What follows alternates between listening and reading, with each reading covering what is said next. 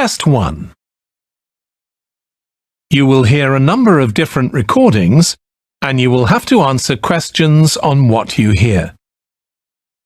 There will be time for you to read the instructions and questions, and you will have a chance to check your work. All the recordings will be played once only. The test is in 4 sections. At the end of the test, you will be given 10 minutes to transfer your answers to an answer sheet. Now turn to Section 1.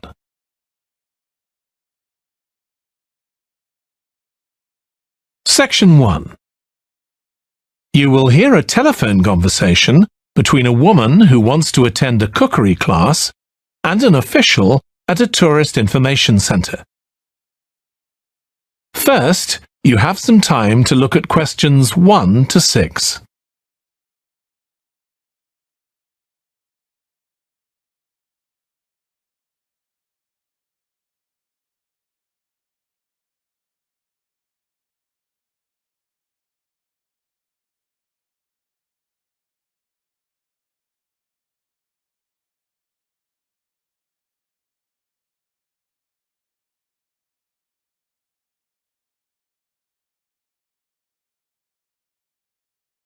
You will see that there is an example that has been done for you.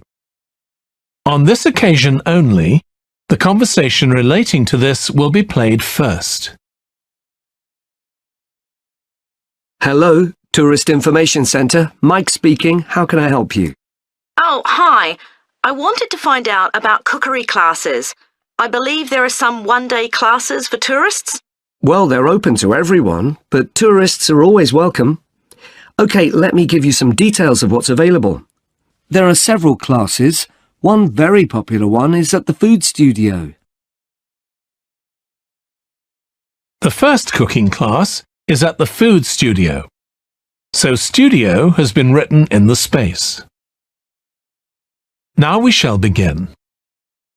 You should answer the questions as you listen because you will not hear the recording a second time. Listen carefully and answer questions 1 to 6. Hello, Tourist Information Centre. Mike speaking. How can I help you? Oh, hi.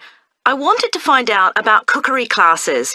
I believe there are some one-day classes for tourists. Well, they're open to everyone, but tourists are always welcome. OK, let me give you some details of what's available. There are several classes. One very popular one is at the food studio. OK. They focus on seasonal products, and as well as teaching you how to cook them, they also show you how to choose them. Right, that sounds good.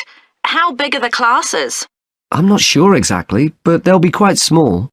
And could I get a private lesson there? I think so. Let me check. Yes, they do offer those.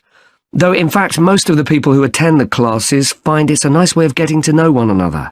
I suppose it must be, yes. And this company has a special deal for clients where they offer a discount of 20% if you return for a further class. OK, but you said there were several classes. That's right. Another one you might be interested in is Bond's Cookery School. They're quite new. They just opened 6 months ago, but I've heard good things about them. They concentrate on teaching you to prepare healthy food, and they have quite a lot of specialist staff. So, is that food for people on a diet and things like that? I don't know if I'd be interested in that. Well, I don't think they particularly focus on low-calorie diets or weight loss.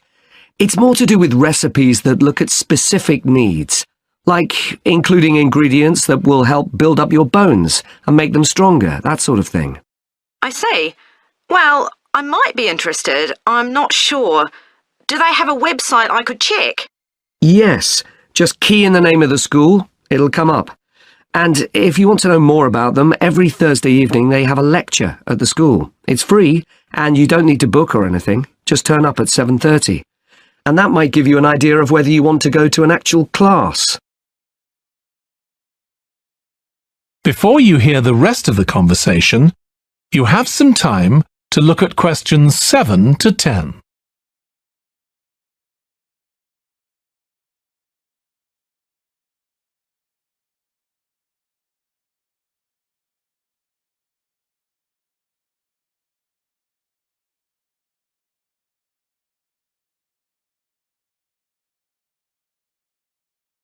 Now listen and answer questions 7 to 10. OK, there's one more place you might be interested in. That's got a rather strange name. It's called the Aretsa Centre. That's spelled A-R-R-E-T-S-A. OK. They've got a very good reputation. They do a bit of meat and fish cookery, but they mostly specialise in vegetarian dishes. Right. That's certainly an area I'd like to learn more about. I've got lots of friends who don't eat meat. In fact, I think I might have seen that school today. Is it just by the market? That's right. So they don't have any problem getting their ingredients. They're right next door. And they also offer a special 2-hour course in how to use a knife. They cover all the different skills, buying them, sharpening, chopping techniques. It gets booked up quickly, though, so you'd need to check it was available. Right, well, thank you very much. I'll go and check that out. That is the end of section 1. You now have half a minute to check your answers.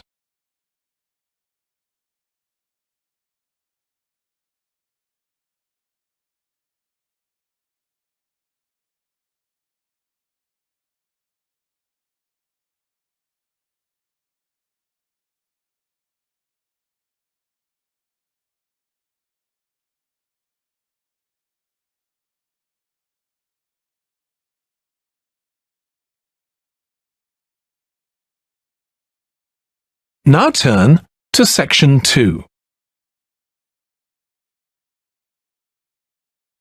Section 2. You will hear the chairman of the Highways Committee of Granford speaking to members of the public about proposed changes to traffic and parking in the area. First, you have some time to look at questions 11 to 13.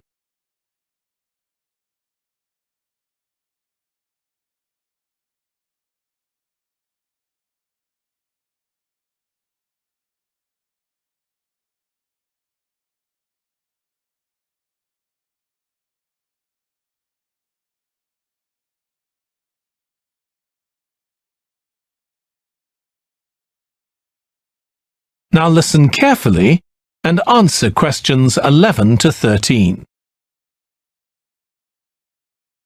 Good evening, everyone. My name's Phil Sutton, and I'm chairman of the Highways Committee. We've called this meeting to inform members of the public about the new regulations for traffic and parking we're proposing for Granford.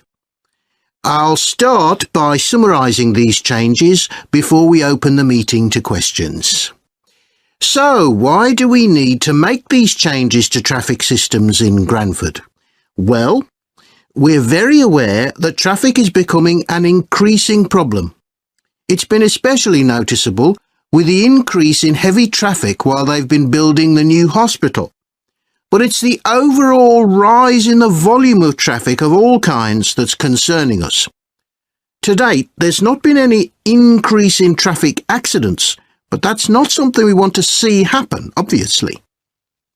We recently carried out a survey of local residents, and their responses were interesting. People were very concerned about the lack of visibility on some roads due to cars parked along the sides of the roads. We'd expected complaints about the congestion near the school when parents are dropping off their children or picking them up. But this wasn't top of the list, and nor were noise and fumes from trucks and lorries, though they were mentioned by some people. We think these new traffic regulations would make a lot of difference, but we still have a long way to go. We've managed to keep our proposals within budget, just so they can be covered by the council. But of course it's no good introducing new regulations if we don't have a way of making sure that everyone obeys them. And that's an area we're still working on with the help of representatives from the police force. Before you hear the rest of the talk, you have some time to look at questions 14 to 20.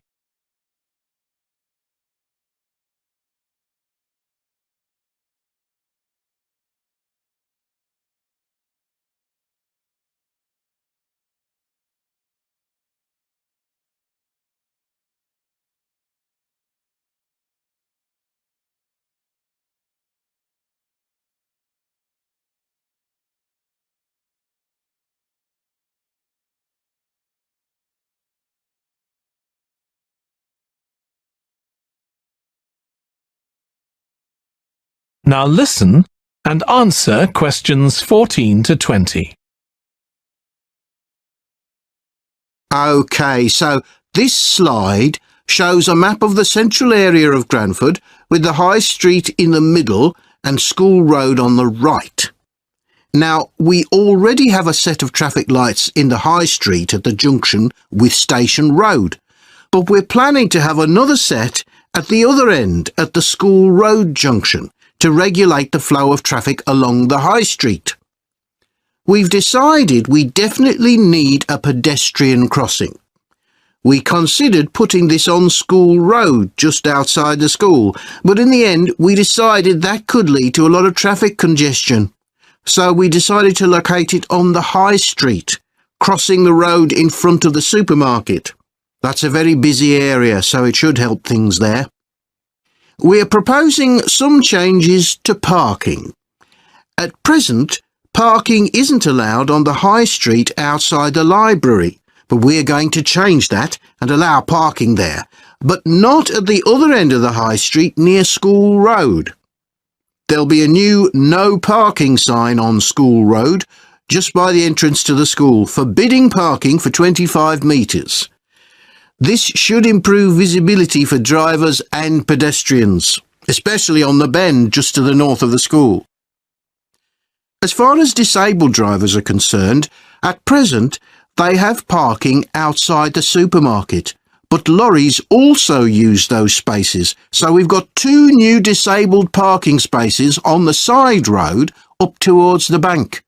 It's not ideal, but probably better than the present arrangement. We also plan to widen the pavement on School Road. We think we can manage to get an extra half metre on the bend just before you get to the school, on the same side of the road. Finally, we've introduced new restrictions on loading and unloading for the supermarket, so lorries will only be allowed to stop there before 8 a.m. That's the supermarket on School Road. We kept to the existing arrangements with the High Street supermarket. OK, so that's about it. Now, would it... That is the end of section 2. You now have half a minute to check your answers.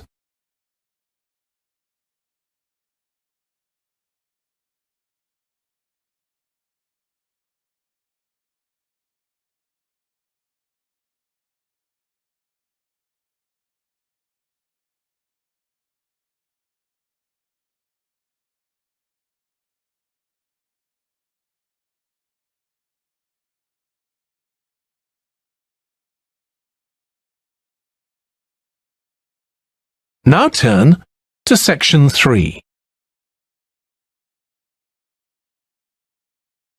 Section 3. You will hear 2 biology students called Emma and Jack discussing an experiment they are going to do together. First, you have some time to look at questions 21 to 25.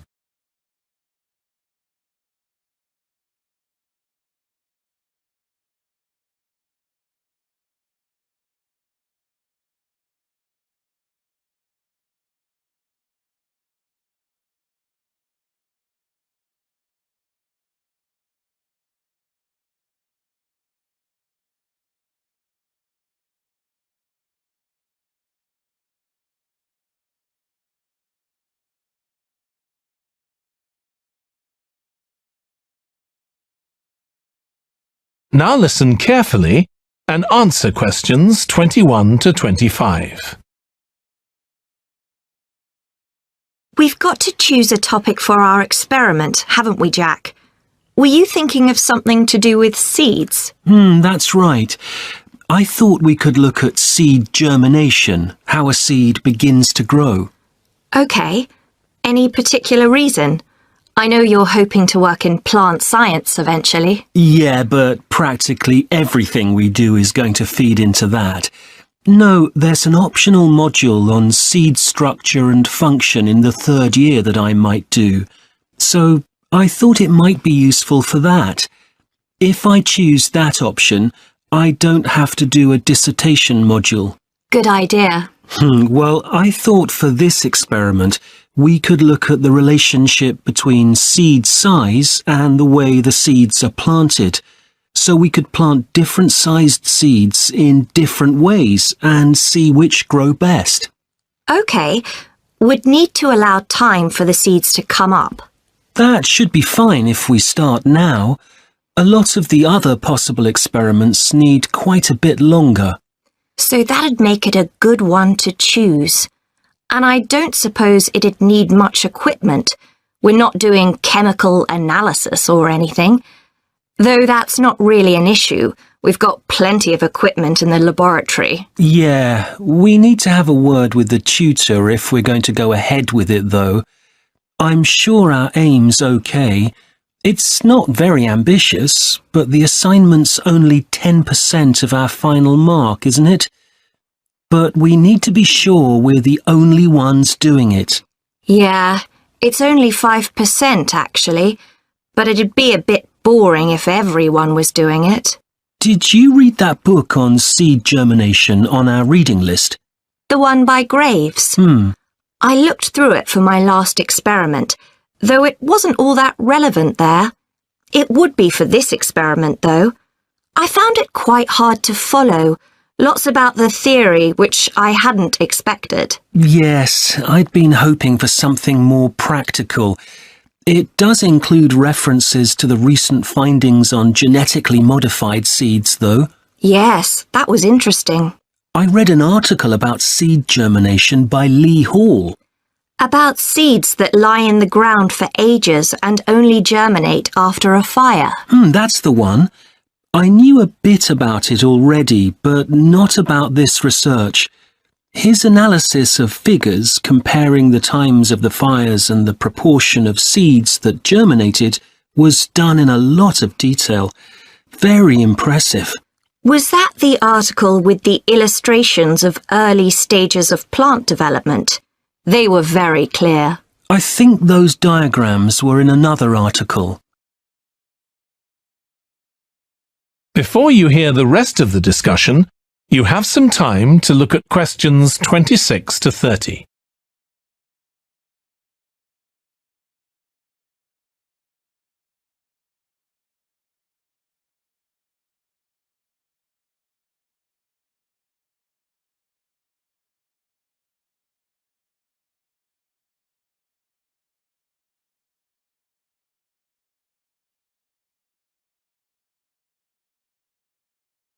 Now listen and answer questions 26 to 30. Anyway, shall we have a look at the procedure for our experiment? We'll need to get going with it quite soon. Right. So the first thing we have to do is find our seeds. I think vegetable seeds would be best, and obviously they mustn't all be the same size. So how many sorts do we need? About 4 different ones? I think that would be enough. There'll be quite a large number of seeds for each one. Then for each seed, we need to find out how much it weighs and also measure its dimensions. And we need to keep a careful record of all that. That'll be quite time-consuming. And we also need to decide how deep we're going to plant the seeds. Right on the surface, a few millimetres down, or several centimetres. OK, so then we get planting. Do you think we can plant several seeds together in the same plant pot? No, I think we need a different one for each seed. Right. And we'll need to label them. We can use different coloured labels. Then we wait for the seeds to germinate. I reckon that'll be about 3 weeks, depending on what the weather's like. Then we see if our plants have come up and write down how tall they've grown. Then all we have to do is look at our numbers and see if there's any relation between them. That's right. So then we get... That is the end of section 3. You now have half a minute to check your answers.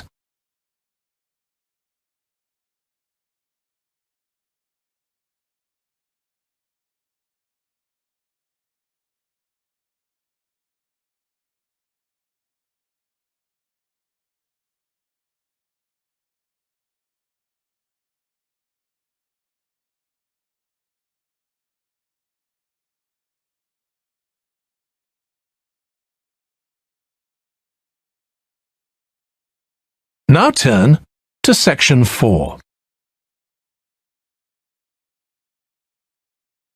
Section 4. You will hear part of a lecture on an environmental studies course about recent research on how animals are adapting to urban environments. First, you have some time to look at questions 31 to 40.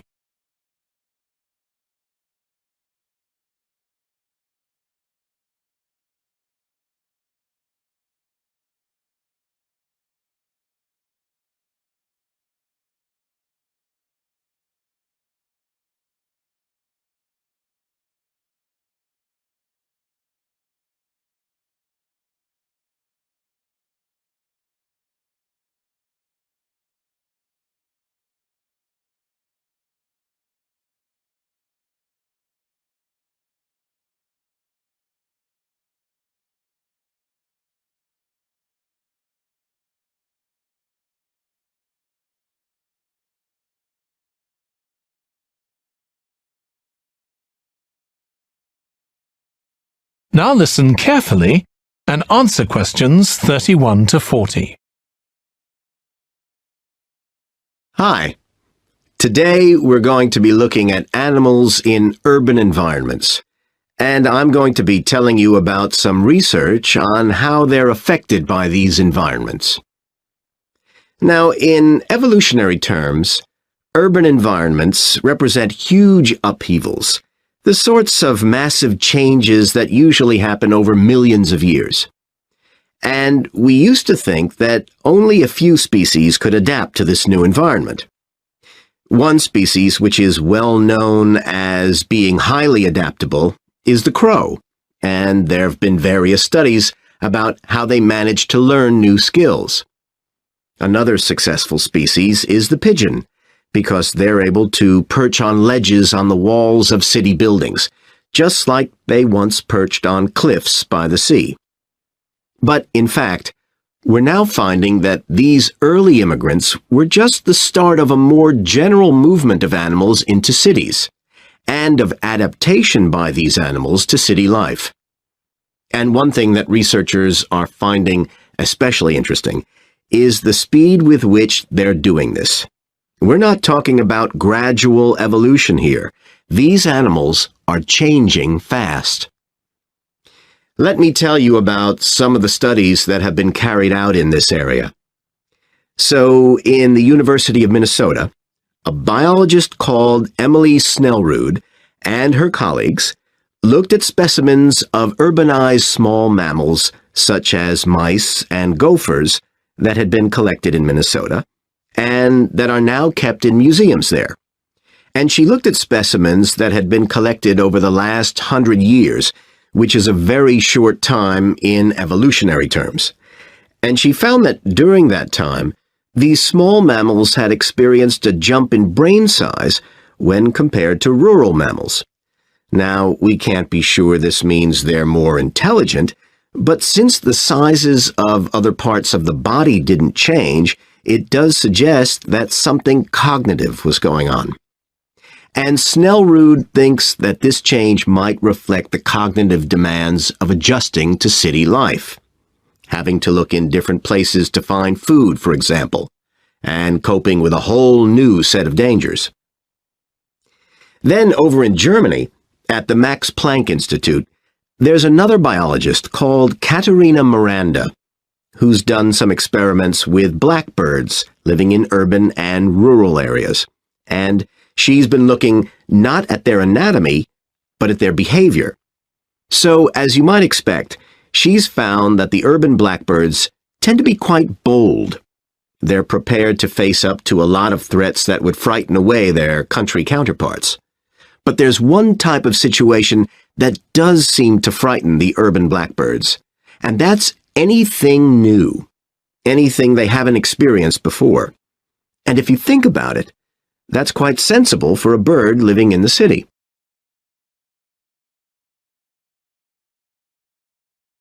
Jonathan Atwell, in Indiana University, is looking at how a range of animals respond to urban environments.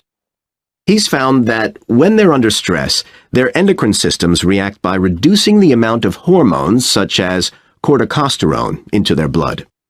It's a sensible-seeming adaptation. A rat that gets scared every time a subway train rolls past won't be very successful. There's just one more study I'd like to mention, which is by Sarah Parton and her team. And they've been looking at how squirrels communicate in an urban environment, and they've found that a routine part of their communication is carried out by waving their tails. You do also see this in the country, but it's much more prevalent in cities, possibly because it's effective in a noisy environment. So, what are the long-term implications of this? One possibility is that we may see completely new species developing in cities. But on the other hand, it's possible that not all of these adaptations will be permanent. Once the animals got accustomed to its new environment, it may no longer need the features it's developed. So now we've had a look at adaptation. That is the end of section 4. You now have half a minute to check your answers.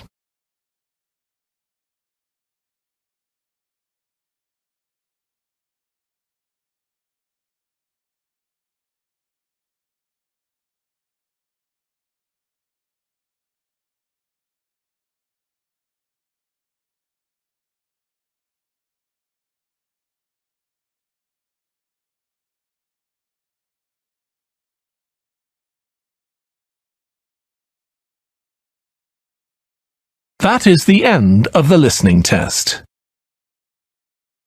In the IELTS test, you would now have 10 minutes to transfer your answers to the answer sheet.